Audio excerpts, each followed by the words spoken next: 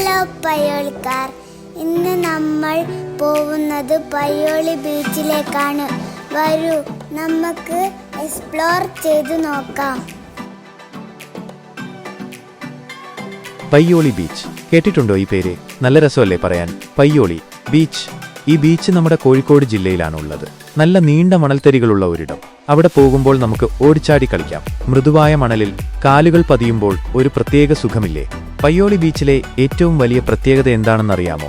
അതുപോലെ പയ്യോളി ബീച്ചിൽ നമുക്ക് നല്ല കാറ്റുകൊള്ളാം. സൂര്യാസ്തമയം കാണാൻ നല്ല ഭംഗിയുള്ള ഒരിടം കൂടിയാണ് ഇത്.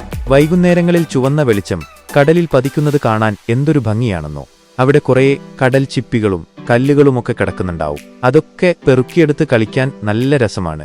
ചില ചിപ്പികൾക്ക് നല്ല നല്ല ഡിസൈനുകളും ഉണ്ടാവും. അപ്പോ പയ്യോളി ബീച്ചിൽ പോകുമ്പോൾ നിങ്ങൾ എന്തൊക്കെ ചെയ്യും? ഓട്ടി കളിക്കില്ലേ?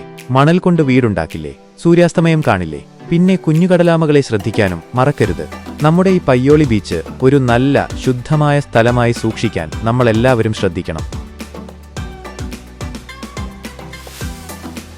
മാത്രമല്ല, ഇവിടെ വന്നാൽ ഓടിച്ചാടി കളിക്കാനും വെള്ളത്തിൽ കളിക്കാനും ഒരുപാട് സ്ഥലമുണ്ട്.